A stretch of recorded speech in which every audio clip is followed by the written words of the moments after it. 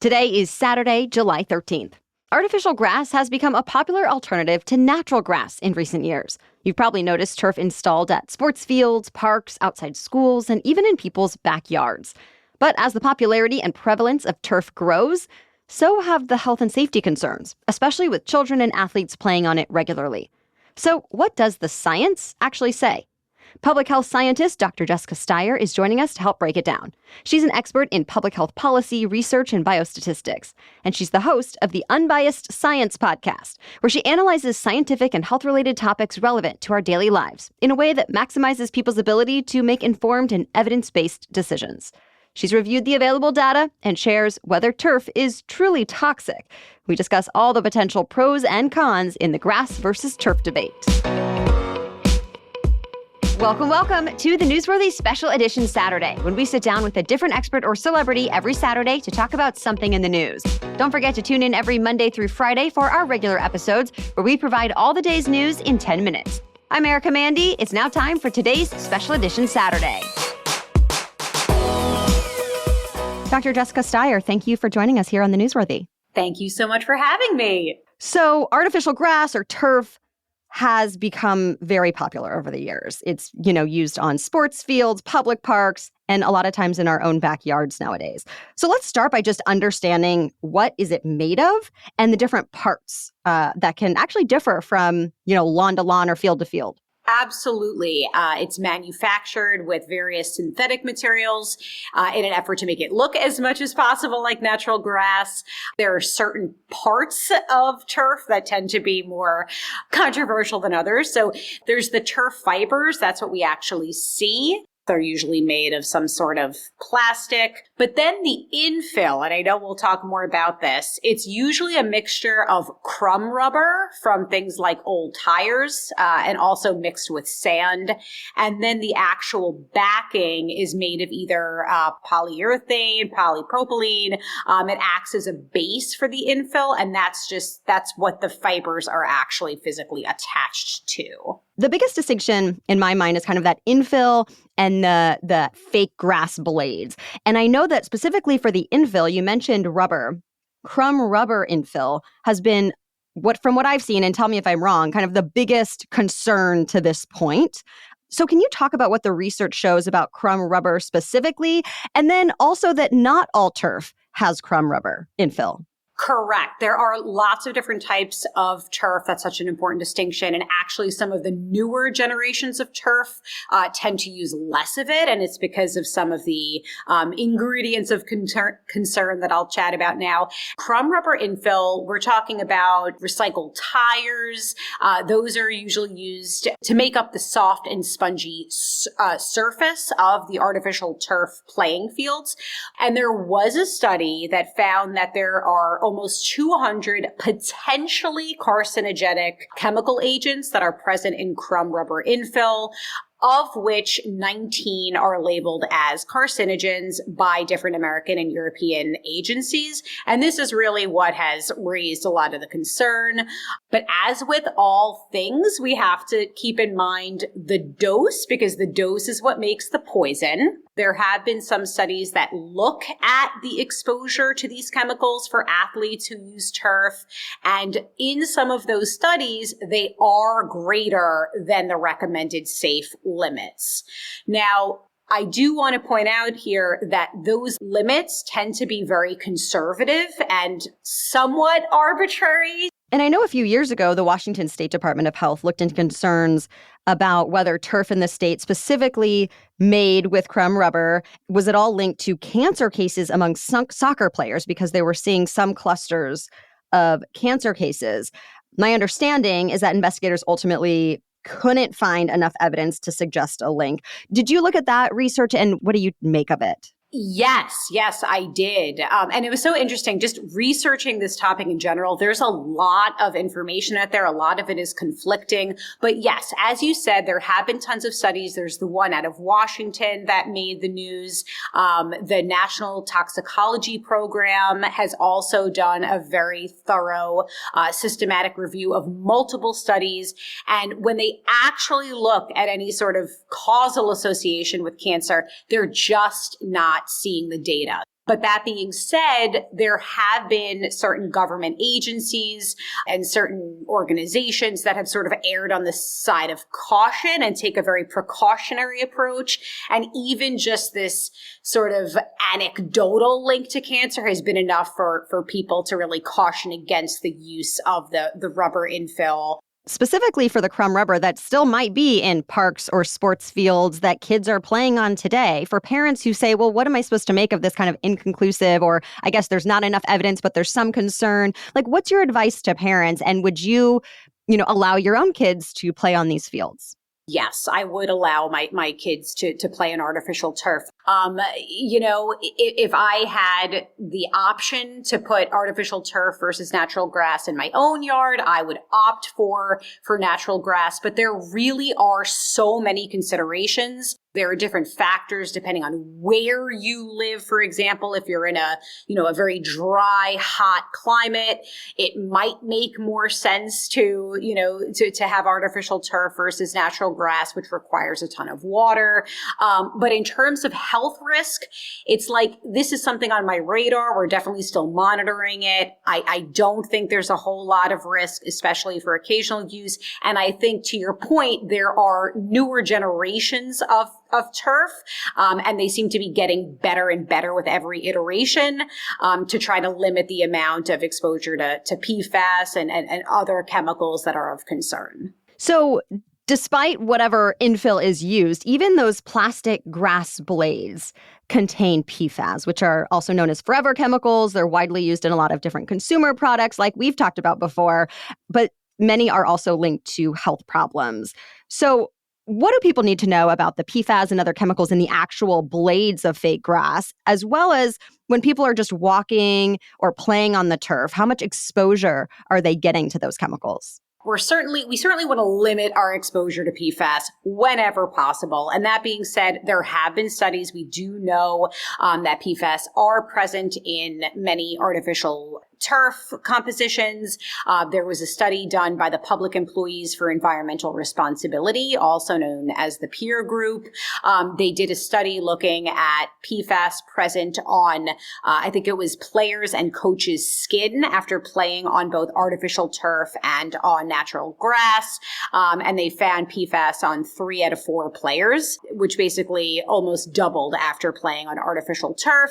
But the big thing I'll say is that route of exposure is also important to talk about here. PFAS are believed to be primarily absorbed in our bodies via inhalation and ingestion, but this idea of dermal absorption is kind of new. Through the skin. Yes, exactly. I'm sorry. So we don't know exactly, whether or not or how much of the, PFAS is actually being absorbed into our bodies via this skin, this dermal absorption. There's some evidence, but it's really minimal. And also, it's difficult to attribute the PFAS accumulation in our bodies to the turf specifically via other environmental exposures. So overall, looking at the data, yes, there are some data that have sort of raised a red flag in my mind about the potential for some health risks due to artificial turf use, but I'm really not convinced by it, especially occasional use of artificial turf and exposure to artificial turf. So risk is low when we're talking about those outcomes. One argument is that, turf doesn't need any fertilizers or insecticides like you might have on natural grass. So can there be an argument that it could be safer in some instances for pets and kids than natural grass? Maybe, I guess, but I'd also say that those things like pesticides and, all that good stuff, like they're safe at the levels at which we're exposed. Still ahead, our guest explains the number one concern that stood out to her about turf that actually has nothing to do with the chemicals. Plus, we discuss the environmental impact of fake grass, its impact on injuries in athletes, and more coming up. But first, let's take a quick break for our sponsors. This episode is brought to you by BetterHelp. There are so many parts of our lives that can be compared to others. Career, house, parenting, the list goes on. And while we all probably know comparison never really helps us, it can be hard to avoid. Whenever I get the urge to compare, because let's be honest, we all do at least sometimes, I can usually catch myself doing it now. Stop and try to reset into a more grateful, gracious mindset. It's thanks to strategies I've learned in therapy. Therapy is a great place to learn how to focus on what you really want instead of what others have, so you can start living your best life. I really think most everyone can benefit from therapy. So if you're interested but not sure where to start, BetterHelp makes it easy. It's entirely online and designed to suit your schedule. Just fill out a brief questionnaire to get matched with a licensed therapist, and you can switch therapists at any time for no additional charge. Stop comparing and start focusing with BetterHelp. Visit betterhelp.com/newsworthy today to get 10% off your first month. That's BetterHelp, HELP.com/newsworthy. The Newsworthy is also brought to you by Quince. I love taking vacations. I don't really love the packing part.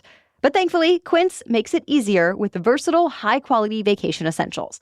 For example, my washable silk tank. I can have the elegance and feeling and look of silk without the worry of it getting dirty. I love my organic cotton knit blazer as well. It's a great layering piece.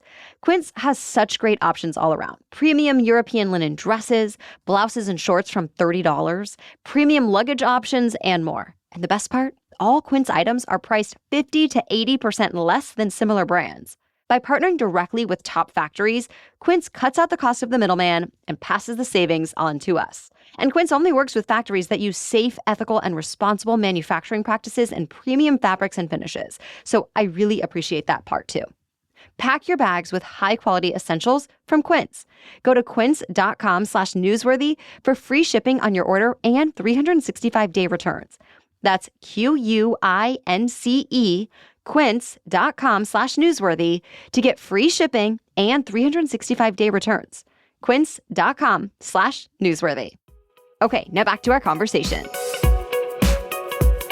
Artificial turf can get a lot hotter than natural grass, depending, of course, on location and the infill and other factors. But what should people be aware of in terms of both safety and environmental impact when it comes to the heat that you might experience with artificial turf? Yeah, this is one of those things that actually stood out to me more than the health impacts of things like PFAS, when it comes to artificial turf, is how hot it gets. So it can reach a temperature of between 120 and 180 degrees Fahrenheit. And we know that when our skin comes into contact with a temperature over about 122 degrees Fahrenheit for 10 minutes, this can cause blisters and even second-degree burns. And just anecdotally, when we did this post on Unbiased Science on artificial turf, I had many athletes reach out to say that they experience burns all the time, especially those who lived in hotter climates. And so, that's something else to be mindful of. There's not a whole lot that can be done to prevent artificial turf from heating up. So really, you might want to be mindful of the times at which you're using turf. Do you want to schedule activities at times when it's not, peak heat, the peak sunshine of the day? Maybe you want to play early in the morning or later in the afternoon, because heat-related issues are definitely a very real concern when it comes to turf. And I know you're more public health, but is there anything you want to mention about the environmental impact of turf or the heat that it generates? There are lots of environmental impacts. For example, the shelf life of turf, it has to be replaced every 8 to 10 years, and something like 330 million pounds are estimated to be disposed of every year. It's also very hard to recycle. The majority of artificial turf fields end up in waste disposal facilities or discarded haphazardly. Turf definitely has significantly more runoff than natural grass because it's not, it doesn't drain as well, and there's poor water retention. Then you have to think about things like certain chemicals and compounds that are used in artificial turf. They go somewhere, right? So there's concern of contaminated runoff leaching into waterways. And this does include microplastics. I know microplastics have been all over the news. And in 2023, there was a study that actually identified microplastic runoff specifically from artificial turf as being a major pollutant of natural waterways. So these are very real concerns. Then on the flip side, again, I mentioned briefly earlier, there are things like the water that is needed to upkeep natural grass has to also be a consideration. Obviously, you don't need to water better artificial turf. So a lot of these considerations really have to be weighed on a case-by-case basis, depending on climate, depending where you're located. There are just so many different factors to consider. It's very difficult to make sweeping generalizations. Yeah, and I do think, some of the positives of turf, like you started to mention, is that you're not watering as much as you would. Other arguments against natural grass include, the uneven spots that could be a tripping hazard on regular grass. And then, of course, it's lower maintenance to take care of turf. Any thoughts on kind of like the risk versus benefit analysis when people are thinking about whether or not to get turf? When weighing the risk and benefit, I would say the environment in which you live is going to be a major consideration. Again, if you're living in a hot, dry climate, you might opt for turf in the sense that there's less water required to upkeep it. But then at the same time, you also have to be mindful of what we were just discussing, like heat related issues. So then if you're using it for play, you might want to use it at certain times of the day. It's difficult. It's really a difficult decision to weigh. There are cost considerations, upkeep, heat and physical injuries that have to be considered. It's just a matter of what really matters most to the individual. It seems people don't always agree on whether turf or grass actually leads to more injuries like twisted ankles. So any research or thoughts on that one? I mean, some people have said that natural grass actually makes people more prone to injury because of the uneven ground. But then there are some observational studies that I came across several high schools in particular. I think there's a study done that looked at number of injuries that occurred on artificial turf versus natural grass and actually found that athletes were 58% more likely to sustain an injury while playing on artificial turf versus natural grass.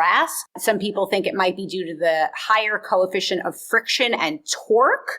Another thing is that football cleats and, the shoes that some athletes wear, they don't form divots on artificial turf as they do on natural grass. So this causes higher friction and resistance, which leads to higher shearing forces and increased risk of injury.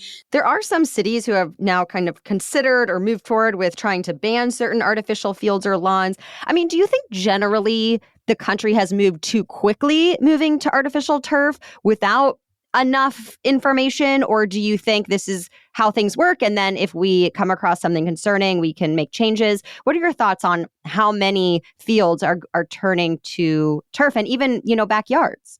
For better or for worse, I'd say this is typically how things happen. I'd say that I'm not overly concerned by the rollout of artificial turf. I think in certain areas it really does make more sense. But that being said, I think there is still room for improvement. I think we're seeing a responsiveness to some of the concerns that are being called out. I mean, we're talking about multiple things. Again, health, environment, heat-related injury, all that stuff. And these newer generations, these newer versions of turf, they seem to be getting better with every iteration. But for those who do already have turf installed, I don't think there should be overwhelming concern. If my kid were to be playing on artificial turf right now, I would not be panicking. I would just be especially mindful of things like dehydration and burns. Final thought or takeaway for us? My hope is that we find better and more sustainable ways to be less reliant on plastics and some of the materials that have been used in artificial turf. But in terms of individual risk, the individual risk is pretty low. I feel like we're very quick to fear and anxiety and concern, but really the impact to our health is probably quite minimal based on the evidence that we have.